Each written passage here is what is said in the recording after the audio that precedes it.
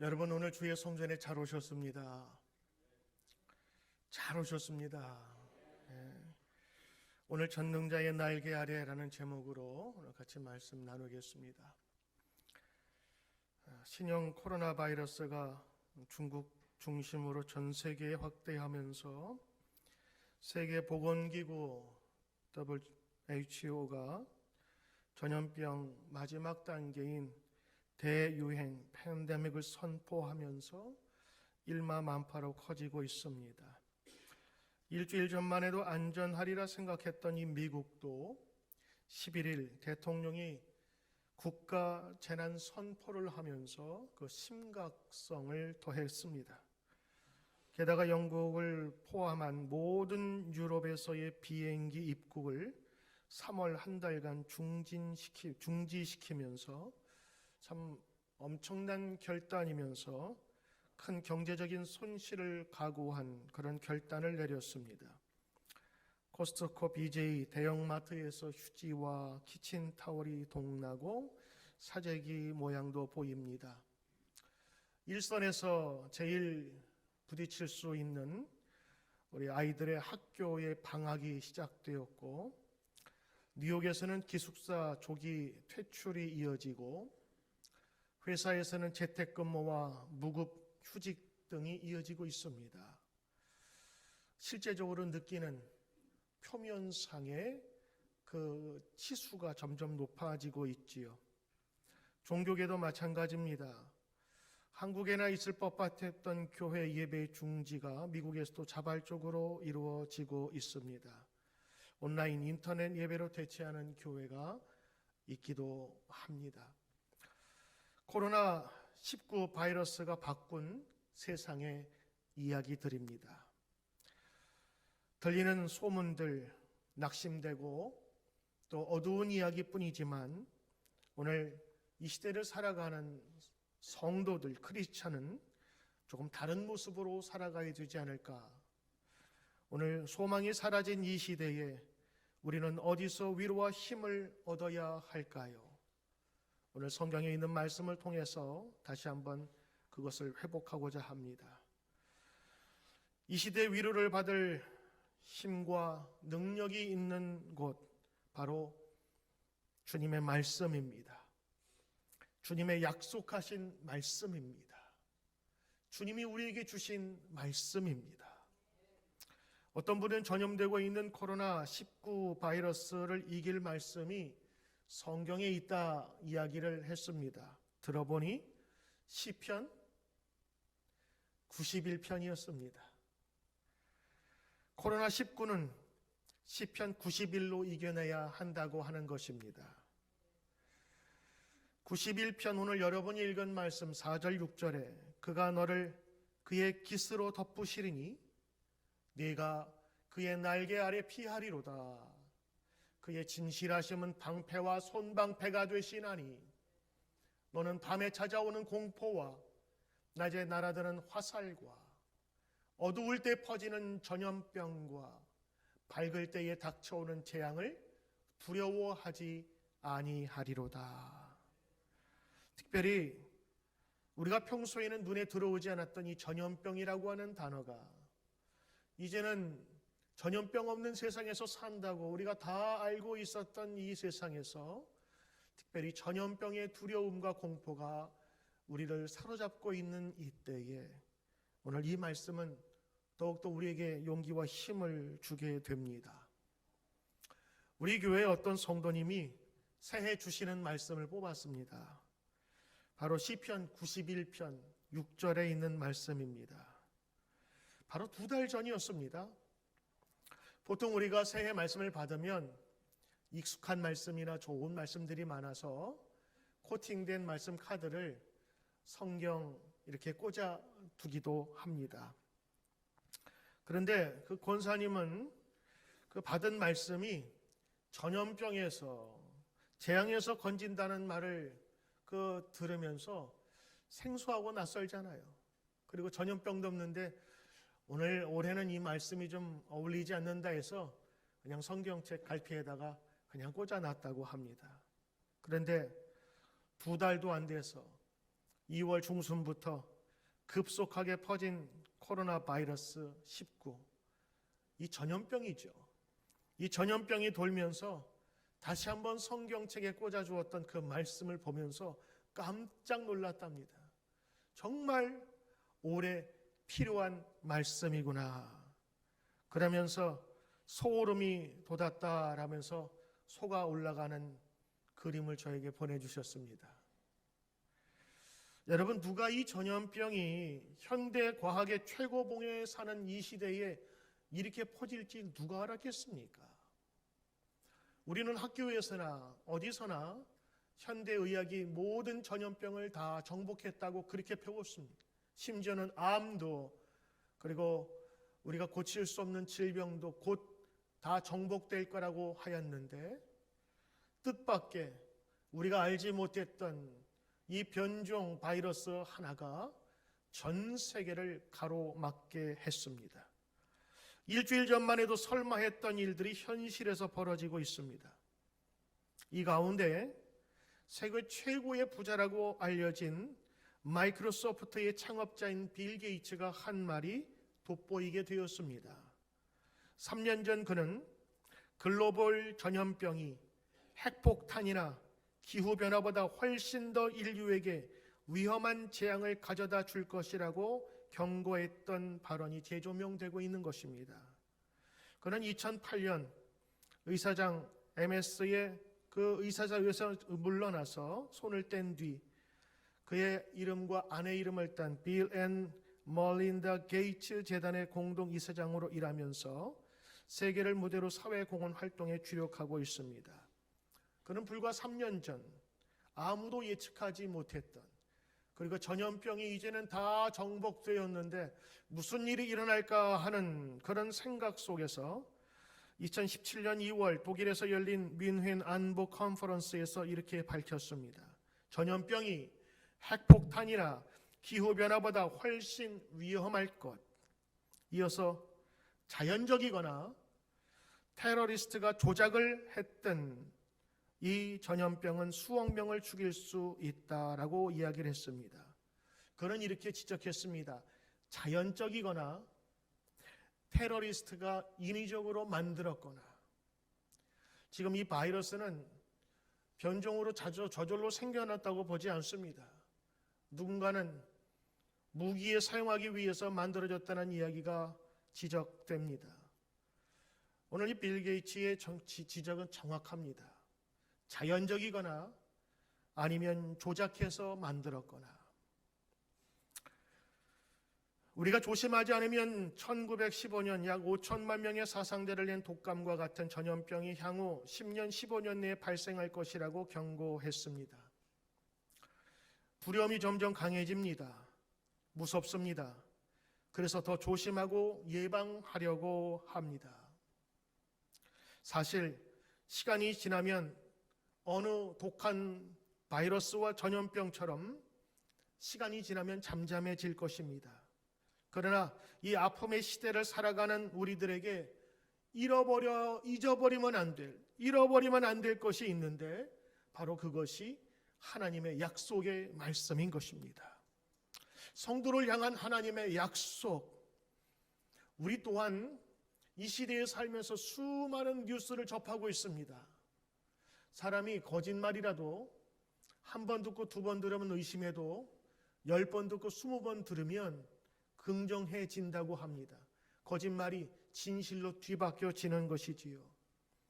너무도 많은 뉴스를 들으면서, 그리고 그 뉴스들은 좋은 뉴스보다는 실망과 소망 없는 이야기들, 그리고 죽음과 공포에 대한 이야기들을 들으면서, 좌절과 차단에 대한 이야기를 들으면서 우리 모두는 나도 모르게 낙심되고 마는 것입니다. 가랑비에 속옷 젖는다는 말이 있습니다. 아주 작고 작은 부정적인 말들이 우리 가운데 침투할 때는 성도가 가지고 기쁨으로 살아가야 될 이 원초적인 믿음의 근거를 우리가 빼앗길 수 있음을 우리는 알아야 합니다. 그럴 때 필요한 것이 있다면 우리 성도에게 하나님의 약속의 말씀인 것입니다. 오늘 4절에 그가 너를 그의 깃으로 덮으리니, 네가 그의 날개 아래 피하리로다. 그의 진실함은 방패와 손 방패가 되시나니 너는 밤에 찾아오는 공포와 낮에 날아드는 화살과 어두울 때 퍼지는 전염병과 밝을 때 찾아오는 재앙을 두려워하지 아니하리로다. 오늘 이 말씀을 우리는 뉴스보다 더 많이 들어야 되지 않겠습니까?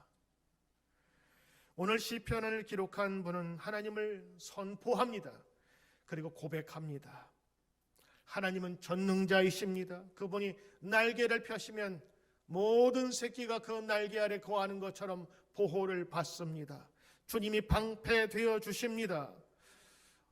우리가 믿는 하나님은 구원자이실 뿐만 아니라 성경에는 보호자가 되시고 공급자가 되시고 안내자가 되어 주시는 분이십니다.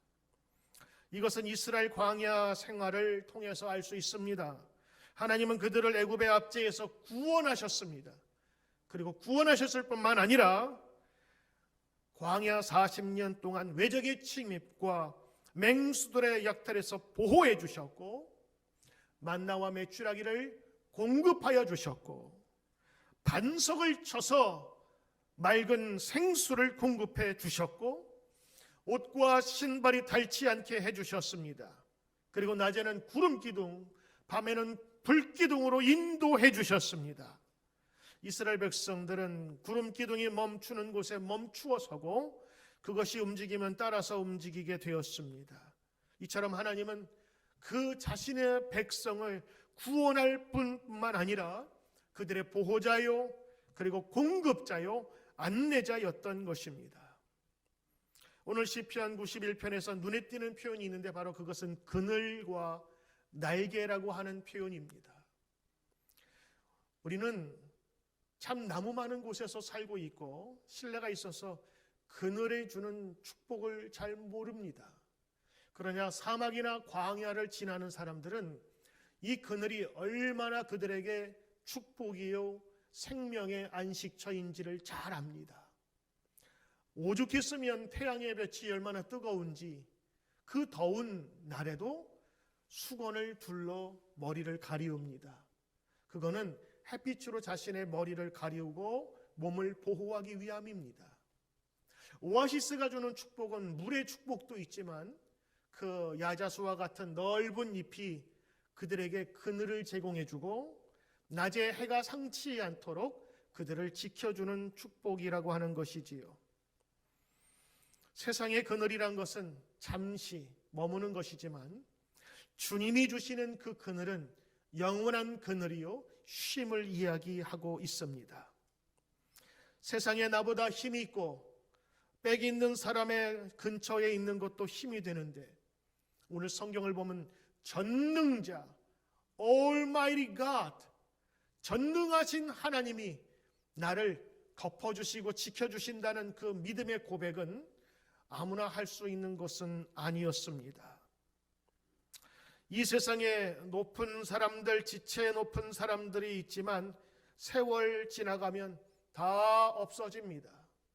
화무 11홍 아무리 빨갛고 아름다운 꽃도 열흘을 가지 못한다 합니다.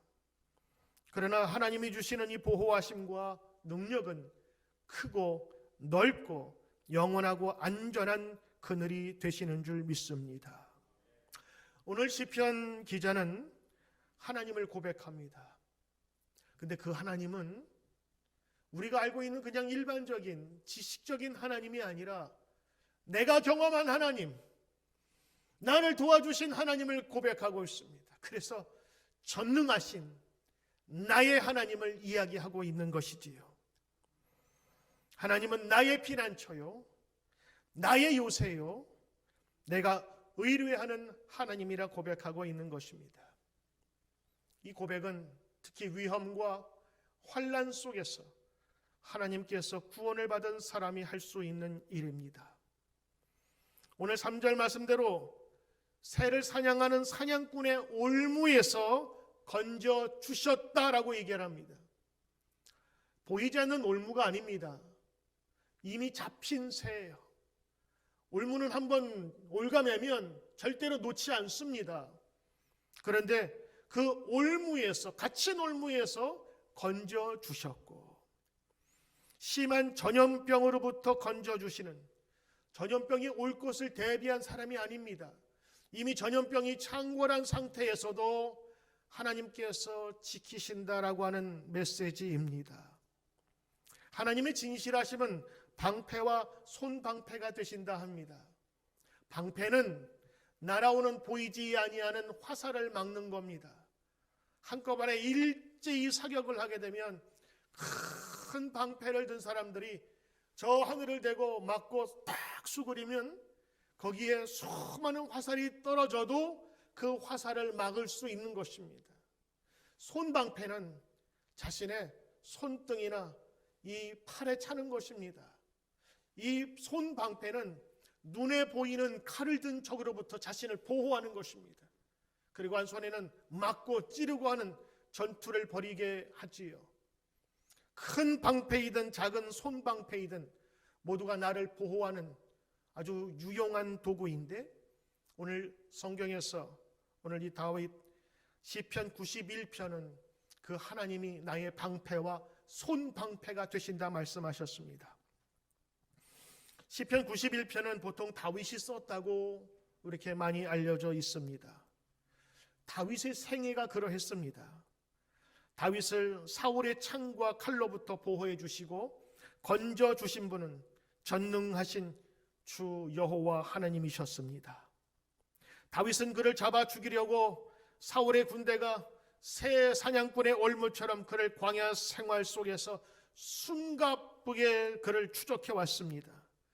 다윗은 10년이 넘는 생활 동안 광야와 동굴과 계곡에서 숨어 지냈습니다. 때로는 이웃 나라에서 거품을 물면서 미친 척하면서 겨우겨우 살아났습니다.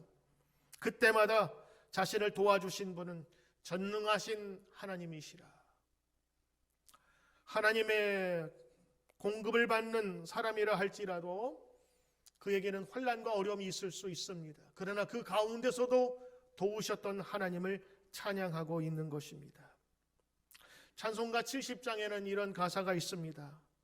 피난처 있으니 환난을 당한 자 이리 오라. 땅들이 변하고 물결이 일어나 산 위에 넘치되 두렵지 않네. 여러분, 물결이 얼마나 세면 산 위에까지 그것이 덮칠까요? 그러나 그런 지경에서도 피난처 있으니 두렵지 않다고 고백하고 있는 것입니다. 이러한 믿음, 이러한 신앙이 우리 각 사람의 신앙이 되기를 주의 이름으로 축원합니다. 하나님의 약속의 말씀을 여러분 붙들면서 오늘도 이 어려운 시대를 이겨나가는 저와 여러분 되기를 축복합니다. 두 번째, 우리는 어디에 소망을 두어야 할까요? 그것은 하나님의 공급하시는 능력으로 사는 것입니다. 하나님의 말씀을 붙들고 살고 하나님이 주시는 능력으로 세상을 이기는 것입니다. 특별히 하나님의 능력을 받은 사람들은 그 두려움이 다른 사람보다 훨씬 더 덜하게 되며 때로는 그 두려움을 넘어서기도 합니다.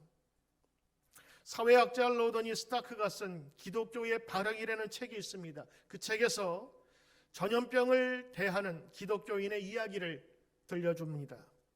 로마 시대 165년경 1차 전염병이 돌아서 15년 동안 로마 제국의 인구가 최소 4분의 1에서 3분의 1까지 사망하는 엄청난 재앙이 있었습니다. 그때로부터 100년쯤 지났을 때 또 다른 전염병이 돌았는데 그때 로마시 한 곳에서만 하루에 5,000명이 죽을 정도의 큰 재앙이 있었습니다.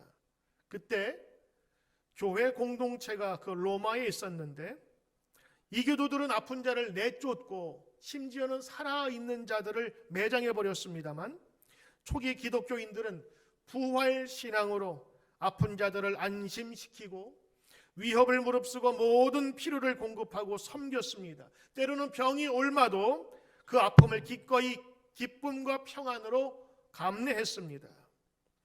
한 시대와 한 사회가 역병과 전염병으로 절망하고 힘들어할 때 시대를 선도하고 리드하는 역할을 초대 기독교인이 했던 것입니다. 오늘 이 시대의 현실에 위축되지 말고 기도하면서 영향력을 행사할 때가 되었습니다. 로마 시대 이 전염병 상황에서 나중에 결과를 보니까 이교도들, 하나님을 알지 못하는 사람은 30% 넘는 사람이 죽었는데 기독교인은 10%만 죽었다고 합니다. 이교도들은 시체 처리를 잘 못했지만 기독교인들은 이 시체 처리를 잘해서 실제로 전염병을 물리치는데 큰 도움을 주었다 합니다. 세상이 두렵고 그리고 세상과 어울리며 힘들게 살아갈 때 기독교인들의 이 다른 삶은 그 시대를 이끄는 사람들이 되었습니다. 세상 방식과 다르게 살아갈 때 우리는 길을 찾을 수가 있는 것입니다. 엊그제 트럼프 대통령은 자신의 트위터로 미국의 모든 교회에 호소했습니다. 여러분, 3월 15일은 국가 기도의 날입니다. 저는 이것을 선포하는 것을 위대한 영광으로 생각합니다. 하나님의 보호하심, protections, 하나님의 전능하심, strength가 이 온 땅에 다시 한번 이루어지기를 온 교우들과 크리스천들에게 부탁하는 메시지였습니다. 오늘 이 15일 우리 대통령뿐만 아니라 모든 사람이 이 시대의 아픔과 역병 속에서 건전함을 다시 한번 하나님께 바라면서 간절히 기도해야 될 줄 믿습니다. 한국 감리교회 한 연회에서 행한 어떤 기도 모임에서 코로나 종식과 예배 회복을 위한 기도문을 작성했습니다. 3월 12일 날 발표한 공동 기도문입니다. 기도 내용은 이렇습니다. 주님, 하늘 문을 여시고 한 마음으로 주의 뜻을 구하는 우리 기도를 응답하옵소서. 상한 갈대와 꺼져가는 등불까지도 돌보시는 주님, 코로나19로 인하여서 감당할 수 없는 아픔 가운데 있는 영혼들을 주의 날개 아래 품어 주시옵소서. 무엇보다 확진 판정을 받은 환자들과 그 가족들을 지키시고 주님의 생명싸개로 품으사 회복시켜 주옵소서. 특별히 많은 확진자가 발생한 곳에 성령께서 찾아가셔서 더 이상의 확산을 막아주시고 예수 그리스도의 보혈로 속히 치유되게 하사 그들을 억누르고 있는 두려움을 거두어 주옵소서. 코로나19로 인해 격리되어 생활하는 모든 사람들의 소외감을 주께서 친히 위로하여 주옵소서. 코로나19 감염으로 인해 주께로 돌아간 영혼들을 주님의 손에 맡겨드리며 남겨진 유족들의 슬픔을 위로하시고 허망하게 마주할 삶의 자리를 돌보사 부활 신앙으로 채워주옵소서. 당장에 살 길이 막막하여 주저앉아 울고 있는 사회의 취약계층과 존립 기반이 약한 소상공인들을 기억하옵소서. 저들의 탄식 소리를 들으사 저들에게 일용할 만나를 내려주시고 다시 일어날 힘과 용기를 공급하여 주옵소서. 우리가 약할 그때에 도리어 강함으로 도우시며 역사하시는 예수 그리스도의 이름으로 기도합니다. 아멘. 오늘 대통령의 바람처럼 오늘 우리가 이러한 기도를 우리가 한 마음으로 같이 드려야 될 것입니다. 많은 교회들이 자발적으로 온라인 예배로 대치합니다. 예배를 소홀히 여기는 마음이 아닐 것입니다. 지역사회를 소중히 여기는 마음입니다. 이 바이러스의 확산을 막기 위해서 최소한의 접촉을 하지 말자고 하는 그런 정부의 시책과 또 지역 주민들의 염려를 의식하며 자발적으로 예배를 취소하거나 가정에서 드리게 되었습니다. 뉴드림 교회 또한 여전히 예배를 드립니다. 이것은 신앙의 아집이라 할 수 없습니다. 철저한 관리 속에서 이루어지는 사모함입니다. 나라를 위해 한 마음으로 기도하고자 하는 간절함입니다. 예배의 표현과 방법은 달라도 하나님의 약속의 말씀을 붙들고 우리는 한 마음으로 나가야 될 것입니다. 감사하게도 오늘 주님께서는 우리에게 예배할 수 있는 거처와 그리고 예배 함께 드릴 수 있는 성도를 주셨습니다. 특별히 오늘 예배는 성가대 없이 그리고 가급적이면 찬양 없이, 왜냐하면 이 호흡기 감염을 염려하는 성도들이 계셔서 이렇게 갑작스럽게 결정을 내렸습니다. 오늘 식사는 빵과 개별적인 음료로 대신합니다. 혹시라도 함께 가까이서 들은 것을 염려하는 분이 계실까, 그런 우려 때문에 이렇게 조치를 취하게 되었습니다. 그리고 코로나 대책을 예방하며 간구를 하면서 우리는 주일 예배를 간소하게 드리기로 결정하였고, 저희 교회도 지역사회에 이런 염려와 또 우려를, 바이러스 확산을 막기 위해서 주일 예배 외에 모든 예배와 속회 소그룹 모임을 중지할 것입니다. 3월 말까지 2주간 동안입니다. 지금 학교나 기업들도 한 2주간 동안 이런 사태를 깊이 다시 한번 살펴보면서 결정을 하나씩 미루고 있기 때문입니다. 그러나 새벽 기도에는 많은 분들이 오시지 않기 때문에 새벽 기도에는 계속 연장하면서 예배를 드릴 것입니다. 오늘 여러분 예배 앉으신 대로 띄엄띄엄 넓게 앉으셨지요?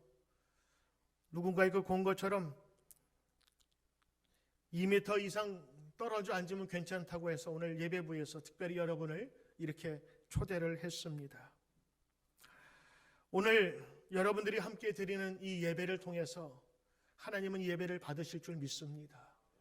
어려운 중에도 오신 분들 감사를 드리고, 그리고 최선을 다해서 오늘도 예배드리는 여러분의 마음속에 분명한 하나님의 약속이 함께 하실 것입니다. 최선을 다해서 이 어려움을 이겨나갑시다. 우리가 두려워할 것은 바이러스가 아니라 바이러스가 주는 파생된 그 두려움입니다. 막연한 두려움이 성도들뿐만 아니라 모든 사람을 시리하게 만들고 두렵게 만들고, 그리고 막연한 공포가 이 사회에 조장되고 있는 것입니다. 우리는 이러한 때에 누구를 비난하거나 탓하지 말아야 할 것입니다. 어느 특정한 나라, 어느 특정한 지역, 어느 특정한 인종이 이것을 퍼뜨렸다고 하는 타겟을 만들어서 그것을 우리의 화풀이식으로 하는 것이 아니라 함께 힘을 모아 나가야 하는 것입니다. 아시아인들, 그 사람들을 경계했던 이제는 그 이탈리아나 그 모든 나라들이 오히려 발원지가 되어서 지금 전 세계의 출입을 통제당하고 있다는 사실을 보면 비난할 만한 사람도 없고 비난받을 만한 사람도 없는 것입니다.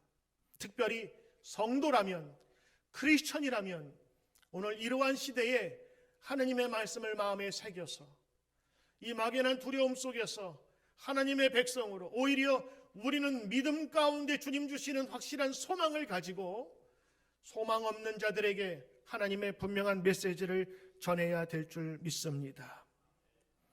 하나님, 우리를 지켜주소서. 그리고 약속하신 대로 이루어 주소서. 오늘 하나님은 우리의 피난처가 되시는 찬양이 있습니다. 여러분이 아실 텐데 여러분 그 마음으로 함께 부르시길 바랍니다. 하나님은 우리의 피난처가 되시며 환난 중에 우리의 힘과 도움이시라. 하나님은